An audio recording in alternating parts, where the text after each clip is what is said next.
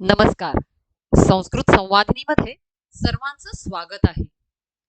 आज मी संस्कृतमधील अतिशय महत्त्वपूर्ण विषय असणाऱ्या उपसर्गांवर बोलणार आहे. उपसर्ग म्हणजे काय? उप म्हणजे जवळ आणि सर्ग म्हणजे जाणारा.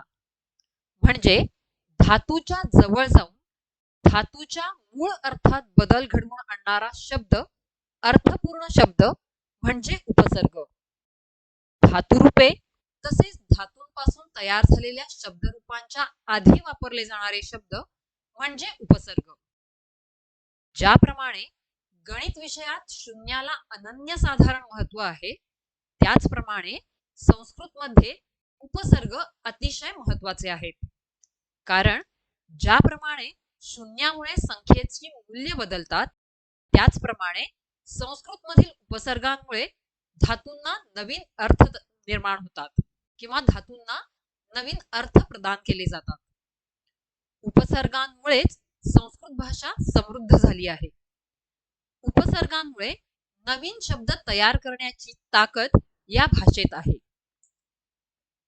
संस्कृतमध्ये एकूण 22 उपसर्ग आहेत.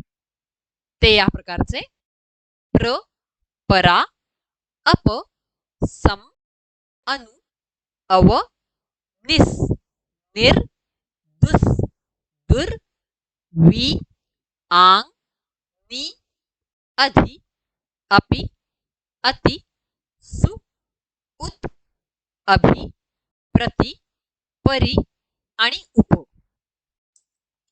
हे उपसर्ग 3 प्रकारचे असतात. धात्वर्थम बाधते कश्चित, कश्चित तम अनुवर्तते, विशिनष्टी तमेवार्थम, उपसर्ग गती त्रिधा. म्हणजे 3 प्रकारचे उपसर्ग असतात. ह्याची सविस्तर माहिती आपण पुढे बघूया. कश्चित उपसर्गः धात्वर्थम बाधते. उपसर्गेण धात्वर्थो बलात् अन्यत्र नीयते. म्हणजे काय? काही उपसर्ग धातूचा मुख्य अर्थ बाधित करून बळजबरीने पूर्णपणे विरुद्ध अर्थाचा शब्द तयार करतात. उपसर्गाच्या वापराने धातूचा अर्थ बदलण्याचे सामर्थ्य या शब्दांमध्ये असते. उदाहरणार्थ, हृहर धातूचा लटलकार असतो हरती. त्याचा अर्थ आहे हरण करतो.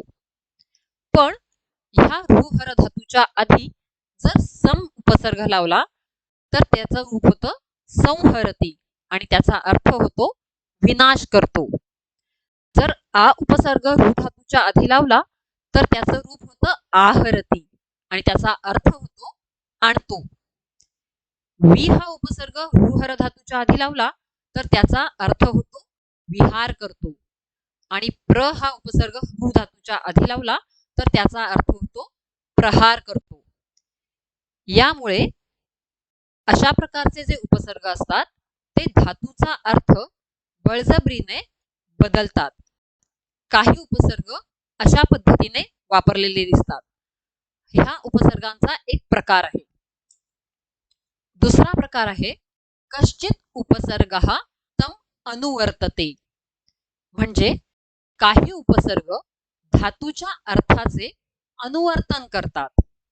म्हणजे धातूच्या अर्थात फारसा फरक पडत नाही.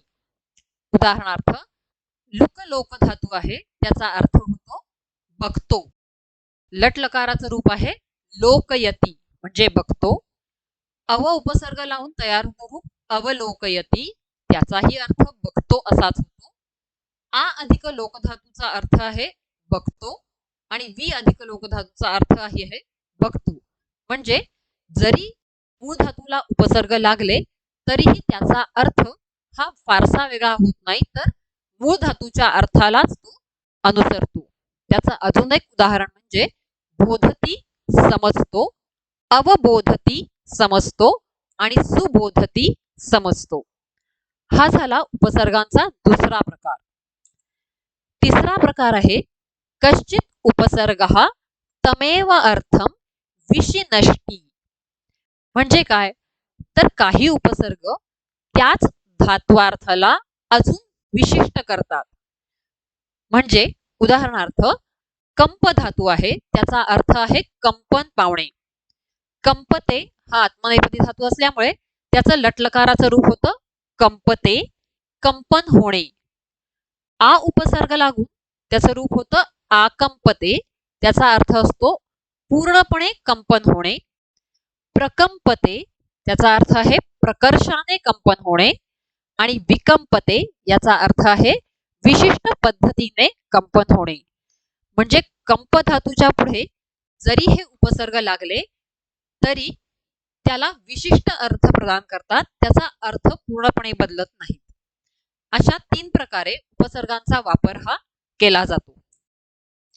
आता आपण या 22 उपसर्गांविषयी थोडं अधिक समजून घेऊया. त्यांचे अर्थ, लकारांमध्ये त्यांचा वापर आणि उपसर्ग हे धातुसाधित विशेषणांना सुद्धा लावले जातात आणि तशा पद्धतीने तयार झालेली काही धातुसाधित विशेषणे. अशा प्रकारे आपण प्रत्येक उपसर्गाचं उदाहरण बघूया. पहिला उपसर्ग आहे प्र. त्याचा अर्थ आहे अधिक. प्रहरती, प्रणमती ही त्याची उदाहरणं झाली. आणि धातुसाधित विशेषणांमध्ये प्रगती, प्रसिद्ध ही उदाहरणे आहेत. दुसरा उपसर्ग आहे परा. त्याचा अर्थ आहे मागे, खाली. पराभवती, पराजयते किंवा धातुसाधित विशेषण आहेत पराभव, पराजय. तिसरा उपसर्ग आहे अप. त्याचा अर्थ होतो दूर.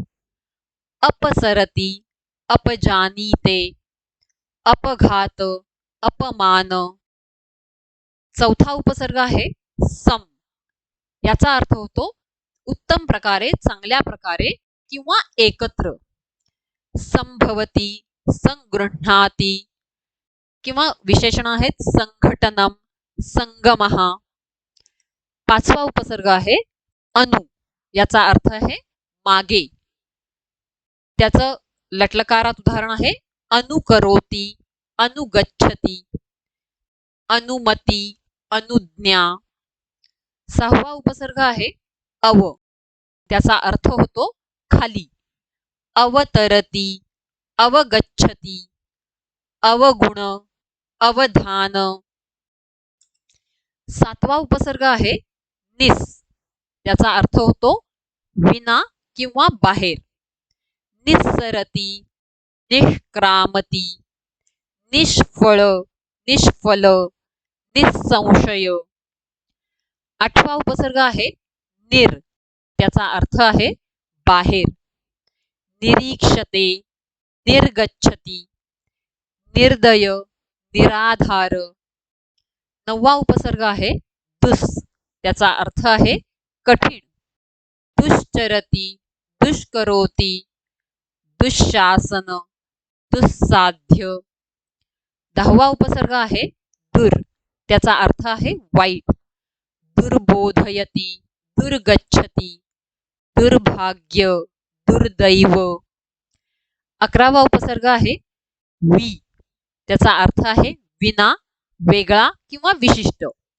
वितरती, विजयते, विज्ञान, विश्वास.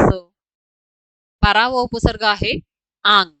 आंग असा उपसर्ग असला तरी आ एवढाच उपसर्ग धातूला लागतो. त्याचा अर्थ आहे पर्यंत किंवा इथे. आनयती, आरोहती, आरंभ, आनंद. 13वा उपसर्ग आहे नि. त्याचा अर्थ आहे खाली. निवेदयती, निवर्तते, नियम, निबंध. 14वा उपसर्ग आहे अधि. वर, सर्वात वर असा त्याचा अर्थ होतो. अधिगच्छती, अधिकरोती, अधिपती, अधिष्ठान. 15वा उपसर्ग आहे अपि. त्याचा अर्थ आहे जवळ किंवा संसर्ग. अपिगीरती, अपिधत्ते, अपिधानम, पिधानम. बऱ्याच ठिकाणी धा धातू बरोबर लावलेला जो उपसर्ग आहे त्याच्यामध्ये जरी अपि असा उपसर्ग असला तरी त्यातला अ ह्याचा लोप होतो आणि पिधान, पिदधाती अशी रूपं तुम्हाला बघायला मिळतात. 16वा उपसर्ग आहे अति. त्याचा अर्थ आहे बहुत किंवा अधिक. अतिशेते, अतिक्रामती, अतिपरिचय, अतिवृष्टी. 17वा उपसर्ग आहे सु. सुंदर किंवा आदर असा त्याचा अर्थ होतो. सुशोभते, सुपचती, सुप्रभात, सुसंवाद. 18वा उपसर्ग आहे उत. त्याचा अर्थ आहे वर. उद्भवती, उत्तिष्ठती, उन्नती, उद्घाटन. 19वा उपसर्ग आहे अभि. त्याचा अर्थ आहे समोर किंवा कडे. अभिदधाती, अभिमन्यते, अभिरुची, अभिनेता. 20वा उपसर्ग आहे प्रति. त्याचा अर्थ आहे कडे. प्रतिकरोती, प्रतीक्षते, प्रतिकृती, प्रतिबिंब. 21वा उपसर्ग आहे परी. त्याचा अर्थ आहे चारी बाजूने. परिणयती, परिक्रमते, परिजन, पर्यावरण. 22वा उपसर्ग आहे उप. जवळ. उपदिशती, उपनयती, उपसर्ग, उपस्थिती. अशा प्रकारे या उपसर्गांचा वापर करून संस्कृतमध्ये अनेक रूप झालेली आपल्याला दिसून येतात. त्यामुळे उपसर्गांचा वापर साहित्यात झालेला बघणं ही एक अतिशय सुंदर गोष्ट आहे. त्यामुळे उपसर्गांचा हा वापर समजून घेऊन त्याचा वापर करावा. धन्यवाद.